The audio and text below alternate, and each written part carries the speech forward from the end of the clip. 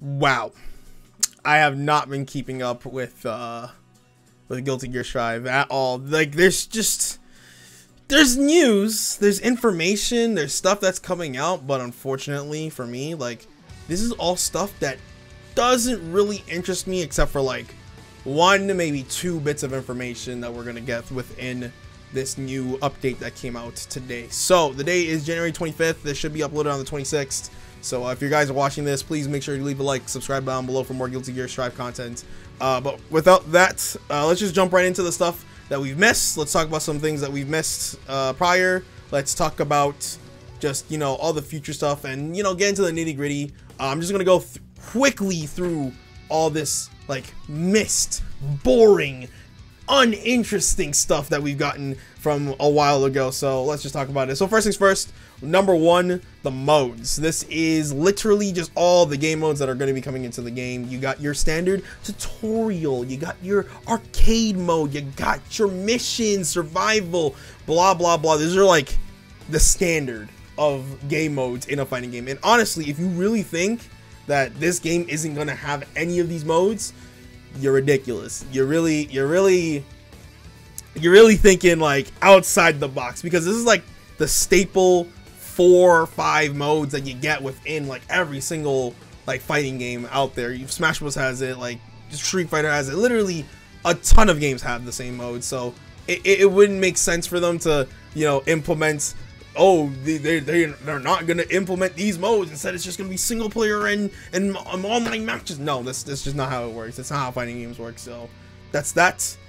You know, just it's the standard stuff. There's nothing really to talk about. Followed after that, we've gotten some, you know, like, oh, these are the battles, these are the basic rules, and how you do it. You gotta KO your opponent, and how to battle. Yeah, like literally everybody knows what this is. So there's no point. The only thing that like that really like interests me a bit, and this is something that I've kind of missed, is the Roman cancel.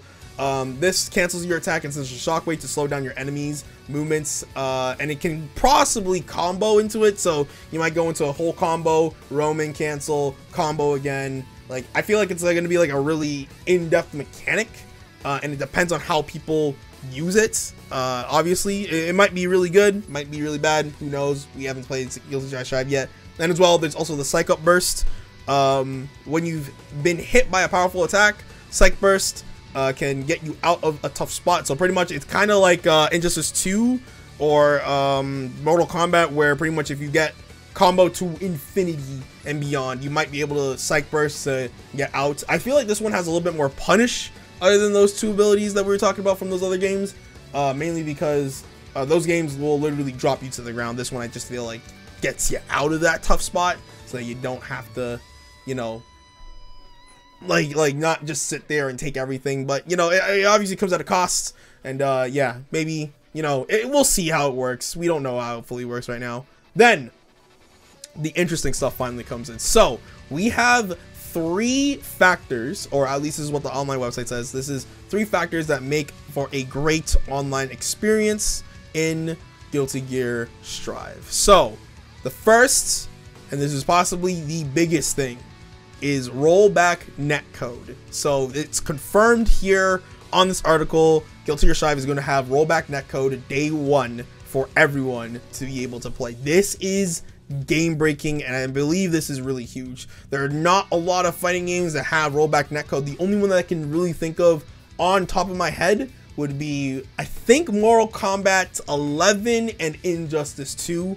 I'm not 100% sure, like, don't quote me on this, but I'll double check, make sure. But those 2 games had really good netcode. Like, if you've ever played like Super Smash Bros. Ultimates, or you've played Fighters, or you've played like a bunch of other games, the netcode in those games can sometimes, to almost all the time, be extremely abysmal, especially if you're fighting people from other regions. So let's say you live in America and you're fighting someone all the way in Japan and you don't have Rollback Netcode. It is literally abysmal. We know, and we players have really freaking wanted and have been asking, hey, X company, can you please put Rollback Netcode in your game? It makes the game so much better. It makes it so much smoother. And we've been waiting, and we've been asking, and we've been wanting more games, more fighting games to have smoother matches, because the one thing that really pisses off, and I really do mean pisses off,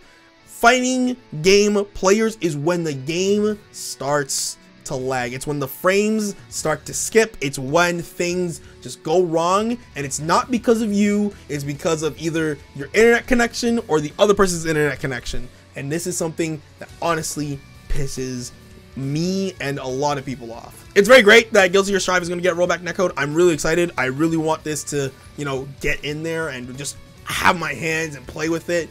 But it depends on how much they're going to support this game. Obviously, we know that there is a season's pass for the game right now, but it depends on how the developers are obviously going to want to handle Guilty Gear Strive and what they want to do for the future of the game. But regardless, let's just jump right into the next stuff. So we have the tower system that helps you find players at your level. Yes, your level. So this is something that I'm extremely 50-50 about. Like, this is something that I don't know if it's 100% good or 100% bad, mainly because this is something I'm not a huge fan of when it comes to Arc System Works.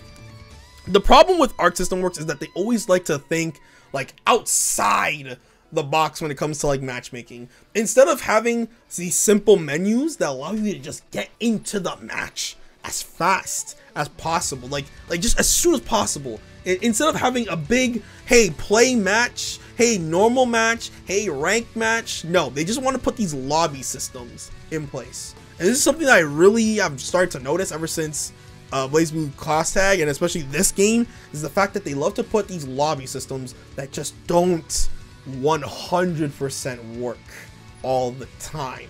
And to me, it becomes very concerning. And I think even Maximilian made a video about this, which is like, how will this work within the future of the game? Because automatically, a lot of people know that fighting games have these big moments, and then they go into these really smaller moments within the game, and only the true fans will be able to play. So, for example, this is it. Like, day one, it's going to be perfect because literally there's going to be brand new people and experienced veterans all in the same game. There's going to be a bunch of people there. And the thing is that with a lot of people there, let's say 1 million people on the server, that's 1 million different people that can all get into a match with, you know, a bunch of other lobbies, and everybody will be at the base level, and it's going to be great. But then, like, later on, this becomes a very big problem, because if everybody's at the top, there might be only like 1 or 2 people at the bottom that will be able to even get a match. And that's a big problem. And especially, like, let's say everyone's not at the top. Let's say there's only like 5, 20 people at the top. Like, let's say this is all day one, by the way. 5, 20, 100 people all at the top. Then it becomes an even bigger problem, because, like, you're only fighting the same 5, 20, maybe 100 people all on day one.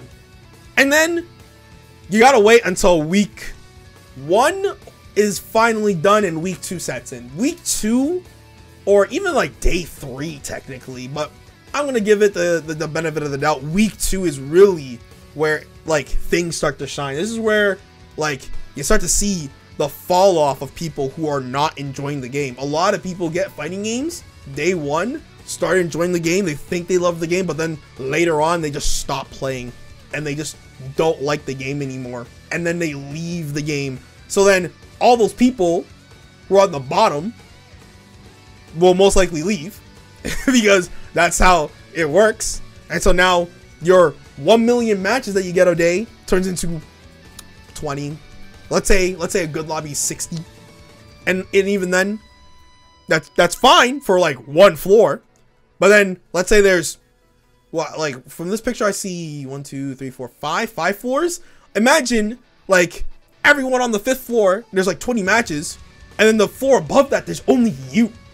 That becomes a very big problem, where people are now going to be like, well, how can I get matched up with another person? Sure, most people are saying, oh, but Adam, DLC will save the game and will allow people to come back. Yeah. It only fixes that like lobby thing momentarily. It doesn't fix it permanently. That's a huge problem. And it's something that like really like peeped in my brain. I was like, yo, this is not the best thing in my opinion personally. And so it's one of those things where I'm like, man, I really hope that what I'm saying is not the case. And I hope that they have a backup plan just in case, so that there are people who are being able to play matches at the very highest rank, middle of the rank, like every single rank. So I'm hoping that that's the future, but we'd have to see from Arc System Works themselves. So yeah, moving on. They finally put the how to find an opponent. So apparently in the matchmaking, you can find an opponent while you're in the training mode, but these only work, and I assume these only work for online lobbies, meaning that if you have a person, or if you're playing a game with your friends and you have the lobby open and you're having a great time and you're doing all that thing, it's like, yeah, it's great, but then like you get to go in. But then I kind of want this for not just this mode specifically for your friends, but I want this for all the modes. I want to be able to sit down, hit find my match, get into the match, play my match, best 2 out of 3, win my 2, lose 1, lose both, whatever it is, and get to the next opponent. That's just all I want. That's what I want. Arc System Works. You guys make things a little bit too complicated sometimes. Like seriously, it's a lot, man. But honestly, this is all the news that we got right now for Guilty Gear Strive. This is just me ranting, you know, doing a little bit of a discussion, because this is something that I honestly want to get your opinions on. Like, how do you guys feel about all these new things that we're getting? Rollback netcode, online matchmaking, and of course this weird ranked ladder that we're being introduced to by force. Let me know in the comment section down below. I'll definitely check them out, answer a bunch of them, see how you guys like it. And yeah, without further ado, my name's Adam, also known as Raph. I will see you all in the next video. Stay awesome. Ciao.